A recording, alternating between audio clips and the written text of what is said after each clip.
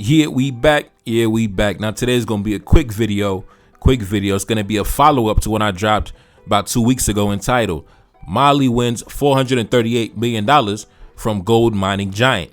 And that gold mining company is Barrick Gold. I believe it's the second largest gold mining company in the world. Now, of course, if you've been watching my channel, then you already know I've been keeping track of the various geopolitical and economic battles that have been taking place between nations like Mali and the multinational corporations, the mining companies. Now, back in 2023, the president of Mali, Assimi Goïta, His Excellency, Head of State, General of the Army, he established a brand new set of laws governing the mining sector. And all the mining companies had to sign on board and agree that they are in compliance with the brand new terms and conditions. And for the most part, the vast majority of the companies had no issue, right? They agreed. If they owed back taxes, they paid their taxes. Some of them probably knew deep down they were involved in funny business, probably had some lopsided, nonsensical contracts signed with the old regimes. So they said, listen, bro, you got me. You caught me red-handed. Fine, I'm with it. Sign the contract. Now, it was a few companies that decided to fight back, play hardball, such as Resolute Mining. The CEO got arrested. He had to pay $160 million. He ended up leaving the company. And of course, you had other companies such as Barrick Gold, the company we're talking about in today's video, right? Take a look up on the screen. Mali says Barrick Gold owes $500 million in taxes and fines. Now, unfortunately, due to the fact that men such as the CEO of Barrick Gold have no honor and integrity, when it comes time to do good business and pay what they owe in taxes or simply just do good business in general, they want to give you a hard time, right? Because they're so accustomed to doing dirty business. They're so accustomed to getting away with murder, you know, figuratively speaking. So when it comes time to pay what they owe, they want to give you a hard time. Now, of course, in the same way that they can give us a hard time, we can also give them a hard time as well. That's why back in December, just a few months ago, an arrest warrant was put out for the CEO of Barrick Gold. And shortly after that, the government followed up by confiscating 3 tons of gold from the mining site, worth over $250 million.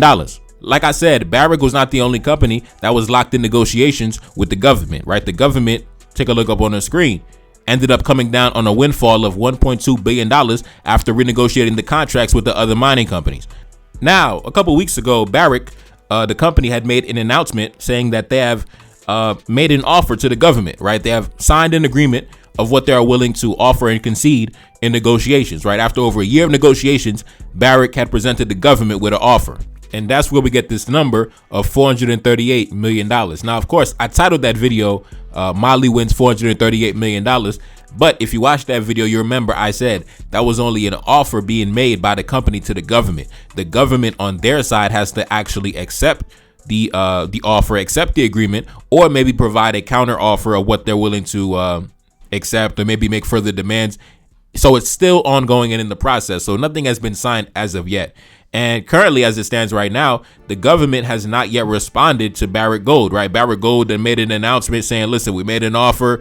We've been reaching out. We gave them a call. Nobody's answering the phone. They send it straight to voicemail. So currently, as it stands right now, Barrick is just sitting around with a big bag of money, you know, waiting on the government of Mali to give them a response currently as it stands at the moment. Now, let's jump into some of these articles. But before we get into that, you already know, album out now.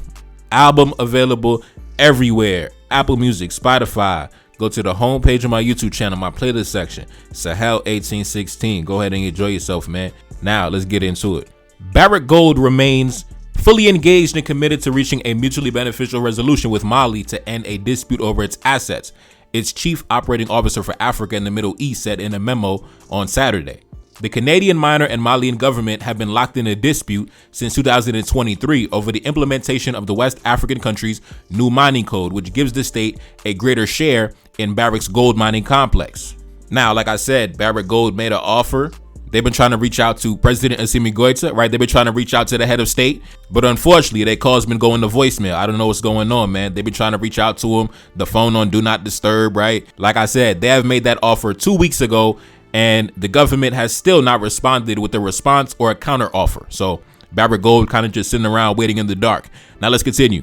Barrick said on January 13th that it was obliged to temporarily suspend mining operations in Mali after the government seized around 3 metric tons of gold from the complex. The government had been blocking the company's gold exports since early November. Reuters reported on February 19th that Barrick had signed an agreement to end the dispute, which then went to the state for formal approval. While there has not been any major hiccup since then, the deal is taking some time to be finalized. Previous deals with other mining companies operating in Mali also took some time to be signed by the government, according to another person familiar with the deals. Now, as it stands right now, like I said in the last video, Barrick was simply making an offer, right? Mali made a demand, $500 million, right? So Barrick responded with an offer, right? I don't got 500 million, but I got 438 million. Now, if you watch my last videos, you remember I spoke about a brother named Mahmoud Touré, who is actually one of the chief negotiators on behalf of the government. And he actually used to be an employee at Barrick Gold, a corporate employee working for Barrick Gold. Now he is the chairman or one of the high-ranking executives of the state-owned mining company down in Mali. And he also is the chief negotiator going toe-to-toe against the mining companies.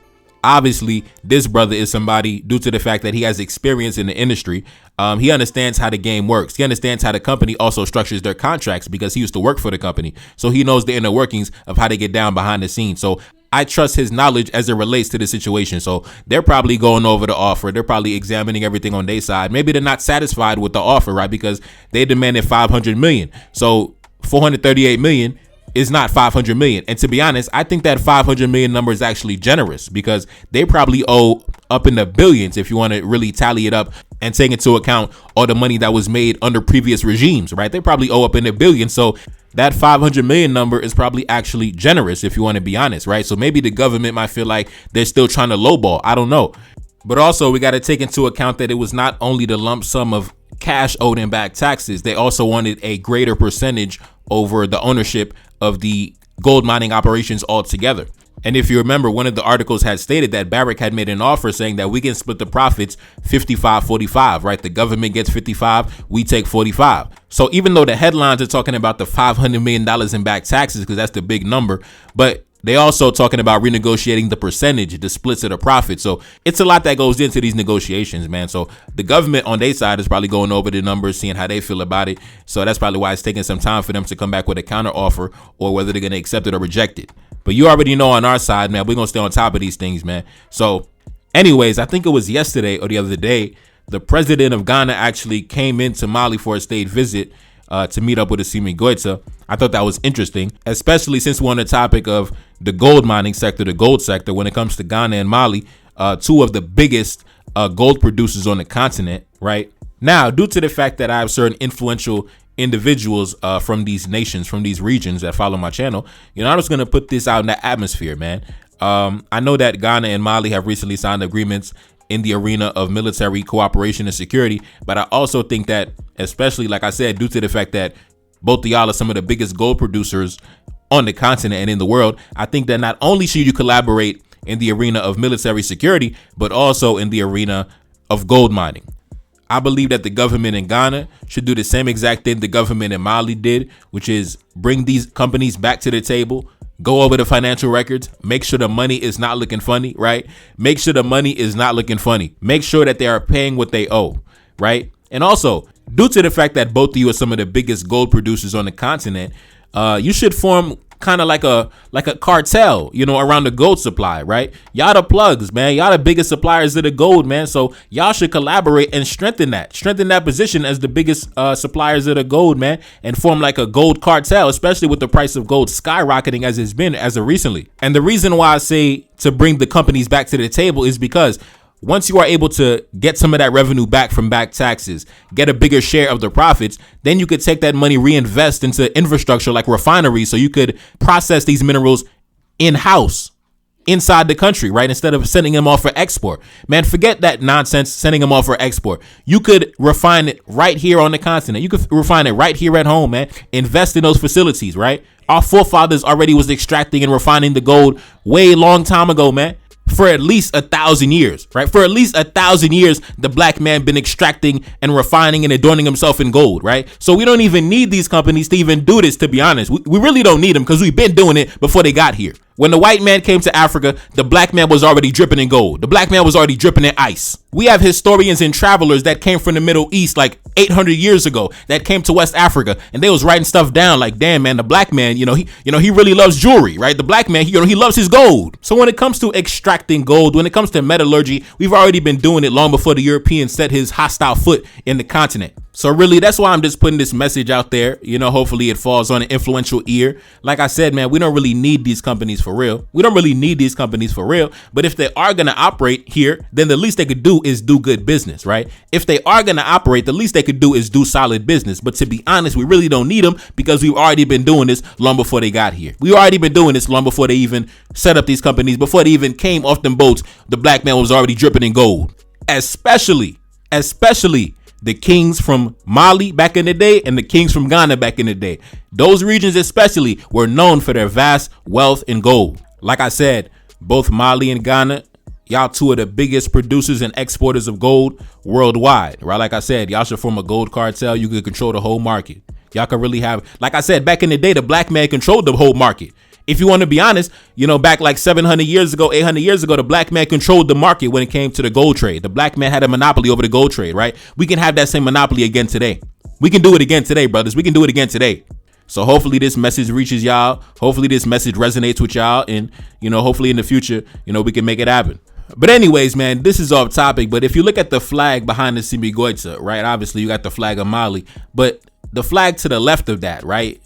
The flag of the AES, right? I noticed that. Like, I noticed low key, right? I see that Assimi Goïta, he got the flag of the AES hanging up in the presidential office, right? Let me blow it up on the screen, right? Take a look up on the screen. It's the flag of the AES, right? The Confederation of the Sahel States. I see my boy got that hanging up in the presidential office. You know, everything official.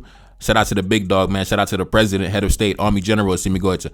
Anyways, man, it's your boy Never Card that's Salim back in the Billy S indeed. Cash App in the description. Support the album. Album out now. Apple Music, Spotify. Go to the homepage of my YouTube channel, my playlist section. Sahel 1816. Enjoy yourself, man. And I'm gone. Peace. Took all my losses and now I got racks. Took all my losses and made that shit back. Plan to make gold, I need plenty of plaques. Making my enemies empty the stash. Feel like a Simi, I feel like Chiani. African gold is all over my body. African diamonds adorning my fingers. African kid when you look at my features. Enemy watching, I gotta get paid. Enemy watching and stalking my page. Watching my moves and they study my ways. Copy my energy, riding my wave. Enemy watching me like an obsession. Heart of a king, I don't need no acceptance. No, they gon' try but can't stop the progression. No, they gon' try but can't stop the ascension. Foot on the gas and I gotta go hard. Straight to the top, I've been down for too long. Plot of revenge, I'ma make them regret it. Ain't no more talking, I got too much leverage. Talking uranium, diamonds and gold. Keep that shit real, I wish death on my foes. Keep that shit real, I ain't blocking my blessings. Stacking my profit and then I invest it. Feeling untouchable, energy sacred. When I pull up, know my enemies hate. Setting up shop at a secret location. Chopper gon' sound like a standing ovation. Moving in silence, I never been regular. One of a kind, I ain't got no competitors. Son of a king, I'm the kingdom inheritor. Do what I want, I don't care what you telling us. Say to myself, me and my team.